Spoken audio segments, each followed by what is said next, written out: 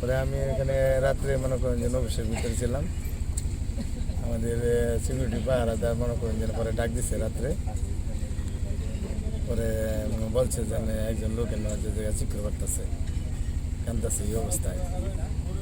পরেতে আমি যে মনে করেন যে মেম্বারের ফোন দিচ্ছি রাত্রে কয়টার দিকে? 4টার পরে। এইখানে 4টার পরে যে লোক আসছে তারা মারধর করছে, কি বাইরের লোকজন নাকি? আমরা তো এটা দেখি না।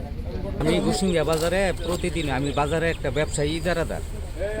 তখন আমি সকালে প্রতিদিন ওই নাস্তা খাই ইলিয়াসের হোটেলে। হোটেলতে নাস্তা খাই বার হইছি, পরে কইতাছে কয় এক লোকে কইতাছে কয় কাশেমের খোলার মধ্যে নারায়ণপুরের ফরিদরে মাইরা ফেলাই দিছি। এই কথা শুনে পরে আমি আইছি, হুন্ডার আছে আমার, হুন্ডার লইয়া পরে আইলাম। এনে আয়া দেখি রক্ত টক্ত করে রয়েছে, কোনো মানুষ নাই। তে তাগরে ম্যানেজার আছে এনো, ইটখোলার ম্যানেজার ঘরের ভিতরে এনো আইসে।